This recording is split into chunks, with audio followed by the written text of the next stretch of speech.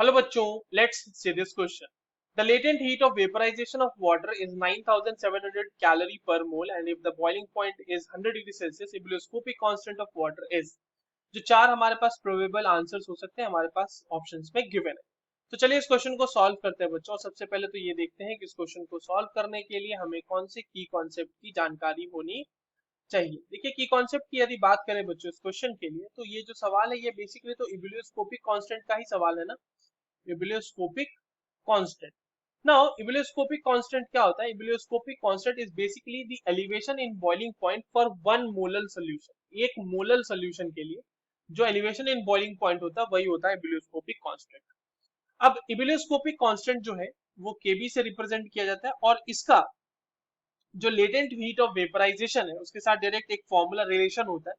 वो होता है kb is equals to R into TB का square that is boiling point का square into molar mass divided by 1000 into heat मतलब enthalpy of vaporisation. ठीक है, इसी का हम यूज करेंगे. देखिए यहाँ पे आपके पास सारी वैल्यूज गिवन है बच्चों. बेसिकली आपको यहाँ पे वैल्यूज पुट करनी है और आपका आंसर आ जाएगा. आर की वैल्यू कैलोरी में लेंगे क्योंकि हमारे पास जो इंथैल्पी ऑफ वेपराइजेशन है वो कैलोरी पर मोल में दी हुई है. तो ये जो होगा कैलोरी में इसकी वैल्यू वो होगी 1.98 वैल्यू होती है आर की. ठीक है, इनटू टीबी जो है आपके पास 100 डिग्री सेल्सियस है तो टीबी को हम लोग कन्वर्ट कर लेते हैं कैल्विन में.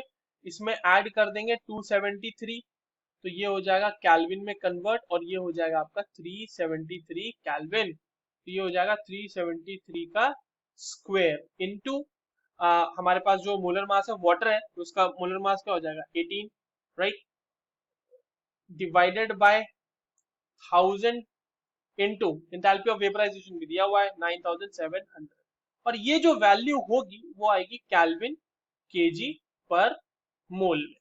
अब इसको सॉल्व करना है. सिंपल मैथ्स है यहाँ पे बच्चों, कुछ करना ही भी नहीं है इसमें. तो ये वैल्यू आएगी 0.513 कैल्विन केजी पर मोल में, राइट.